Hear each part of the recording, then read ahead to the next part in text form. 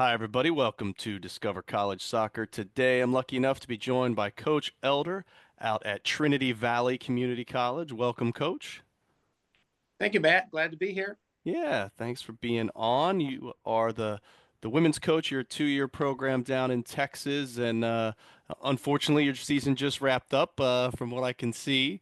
Mhm. Um, so, what's it like at a junior college? You're wrapping up the season in terms of, I mean, this week is fun because the transfer portal opened as well on the women's side, so things are a little bit nuts. But how much are you focused on helping your graduating players find a new home versus recruiting new ones in? What's that looking like for you right now? It's all the above. I started the recruiting the day we lost, or the day our season finished. We started recruiting, and I've traveled to Canada already. I'm going to Europe next week. So I'm active. My assistant coach is active recruiting. At the same time, we don't have a lot of sophomores because this was our first recruiting class. So most of my players are freshmen and returning. But the sophomores I have like 3 or 4 sophomores. We've already had meetings with them to talk about their goals for carrying on their play and their academics at four-year schools, and we'll help them. We've already had one sign with the college, and because we have a good season and they're good players, they'll move on to four-year schools, and most of them will get most everything paid for. There's some good opportunities if you're a good player playing for a good school, depending on what you need academically or financially. Yeah, for sure. Well, you mentioned Canada and Europe, but where else are you looking for players? What are the kind of the spots you like to make sure you get to each season? Yeah, the demographics for us that work the best are local, Dallas area, Texas area, close to home. Because we're a two-year school, we have a different type of player we look for. Of course, we look for the elite player. We really look for Division two, NCAA Division two level players. Sometimes the lower Division one players, athletic, skilled. We find those throughout Texas. We're a hotbed down here. We have tons of players. Makes sense. Ones that maybe want to stay close to home, to your school, makes sense. So we kind of split it up. At the same time, the internationals are wanting to come over here. It's hard for them to get into the big schools. The cost of the international scholarships a lot more. Sometimes they need to acclimate themselves for a year or two and play at a high level, and that's kind of our international side of the recruiting. Okay. Now, ID camps have kind of become all the rage these days. So, do you guys host your own, or do you or your staff work other people's ID camps? Are they part of your recruiting process at all? Yes, we work other people's. I usually have. I've been doing this for a long time, as you can probably see. So I send my assistant out for those ID camps. There are some players we can pick up those ID camps. We hit the showcases a lot. We hit the high school games. We hit the club games. Again, because we're here close to the big cities, it's easy for us to get around and find players and look at players. We hit the recruiting sites. I mean, we do it all. The ID camps for us personally, I've never had a facility to really set one up. And before I was a D3 JUCO, we didn't have scholarships. So we didn't do them. But now we're going to start our own. And we expect to pick up maybe a golden nugget every now and then out of the 40, 50, 60 kids we get to an ID clinic. And they're mostly kids from the Texas area that are still looking. Okay. Well, you mentioned a little bit before in terms of what you're looking for from a talent perspective, but overall, kind of what makes up that hierarchy of things you're looking for in a player, both on the field and off the field? I hear a lot of stuff from a lot of different coaches. I have my own recipe. It's been very successful. We've won a bunch of championships. So I kind of, I've been to the school system. I played at a very high level. I've raised two kids that've been to the school system, the college system. I have a certain personality as a coach. So I don't bother so much with off the field issues to start with. I look for talent, and I look for athletic talent, and I look for technical talent. Because we're a two-year school, we won't get the blue chip players that are going to end up at Notre Dame or University of Texas, but there's a lot of next level, next tier players that are very good. I will look for that level. And after I find the level and we have a hit, we get to know the player, we get to know the family. Um, there's never really, Matt, there's never been a horse I haven't been able to tame.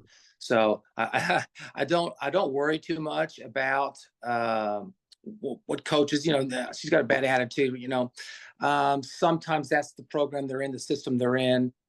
I really haven't had a I haven't thrown the baby out with the bathwater. I usually go with the talent. It's worked out for me.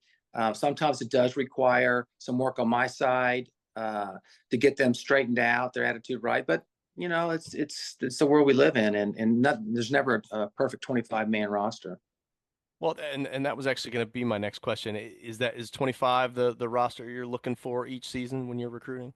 Yeah, we go a little bit above that usually, but 25 is the number because, as most coaches know, you want to have 11v11 on any given day for your tactical scrimmages and for open, to practice your regulation match stuff.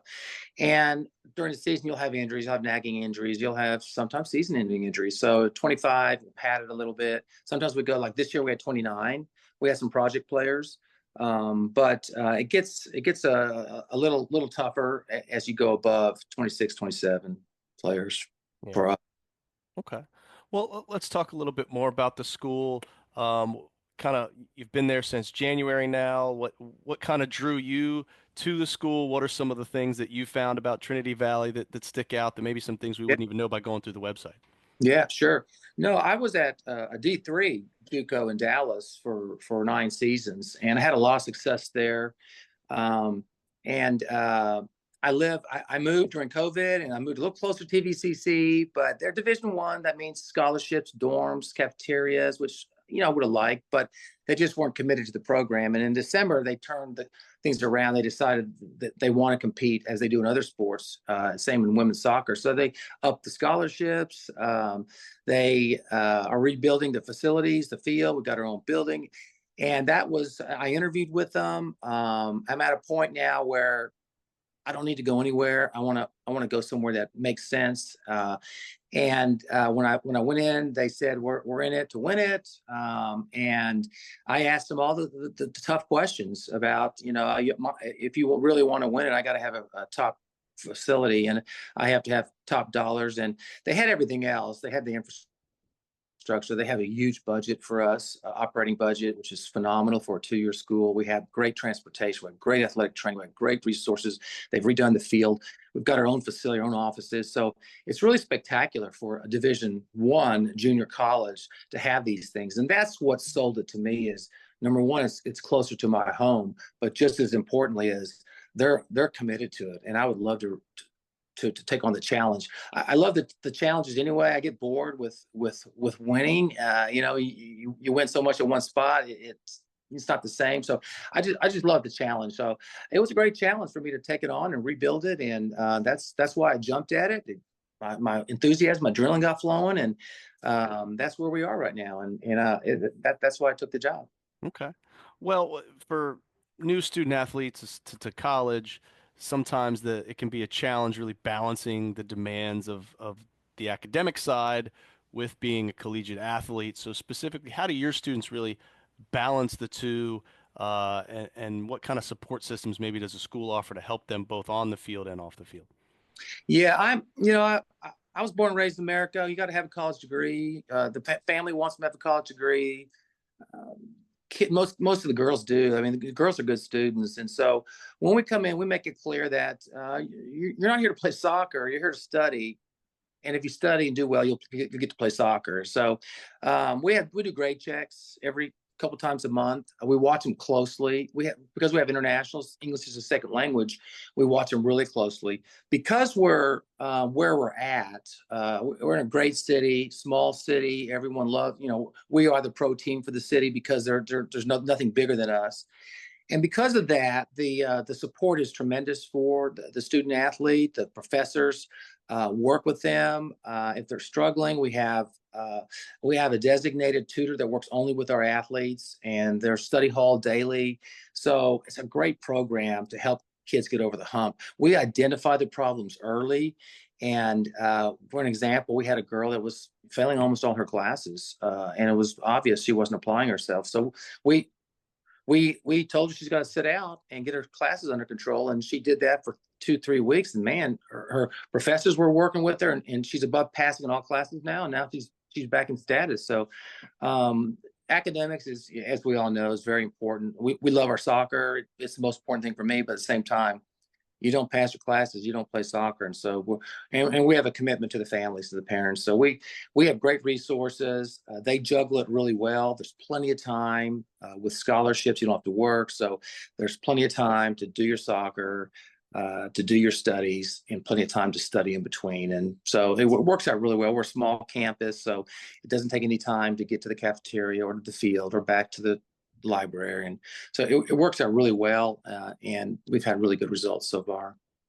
Awesome. Well, let's rewind maybe to last month, October, heart of the season.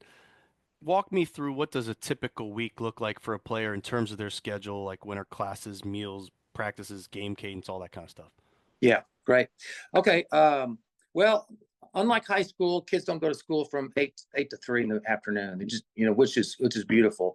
Nowadays, they have a lot of online classes. They have hybrid classes. You can go to class one day, online the next, or you can go on class the entire time.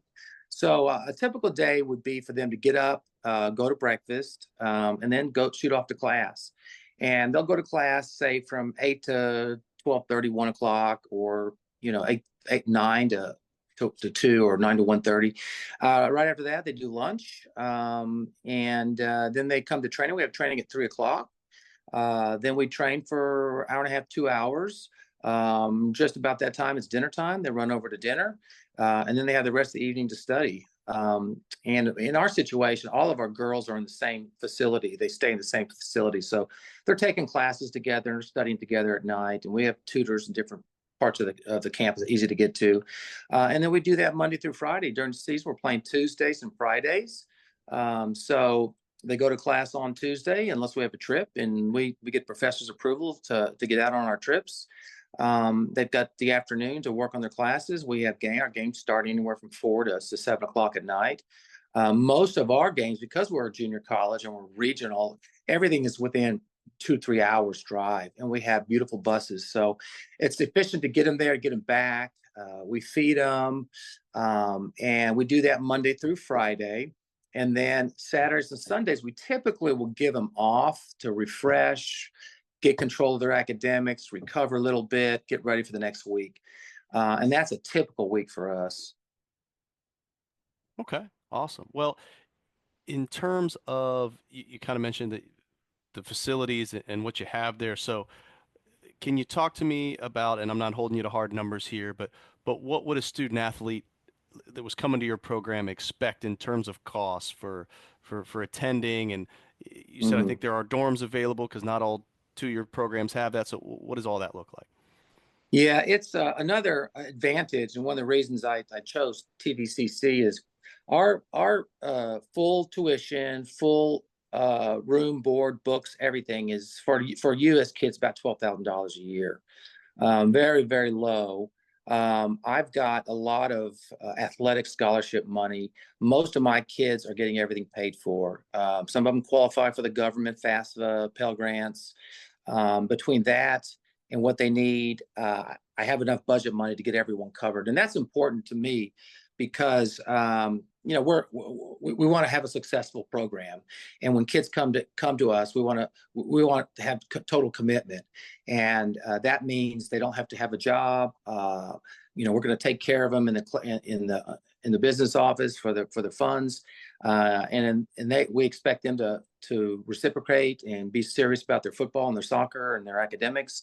And so it makes for a really good situation for him. And we take the stress away from mom and dad, and from them. We also have a school pantry where they can go shop twice a month for snacks and hygiene stuff. And we just have a lot of support for the student athlete, and that's important for us so that they can be the best they can be in the classroom and on the field.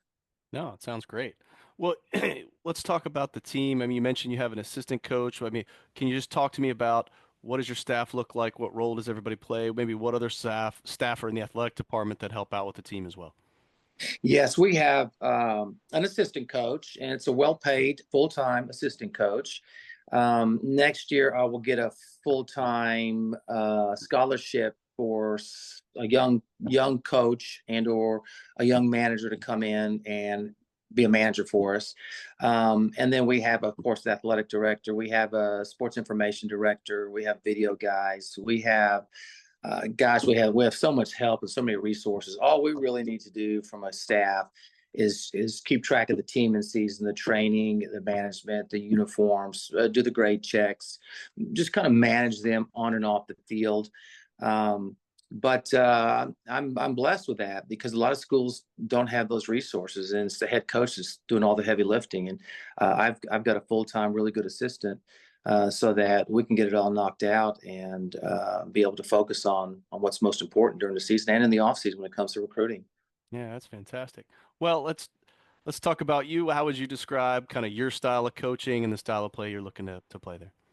I'm German descent, so I've always loved the quick passing game. I'm a student of the game. I played at a pretty good level, and I have high expectations for my teams. And my style of play is very, very modern, very sophisticated. You have the modern pressing. I love to have a very organized defense, and that starts up top with the strikers. We all have a role. We spend a lot of time teaching everyone their specific role, given the game and the opponent. I like to play at a fast pace. I'd love to get the ball back quickly. Once we get it, we want to hold it. We love the beautiful game. We love possession. We want to go where it allows us to hold the ball.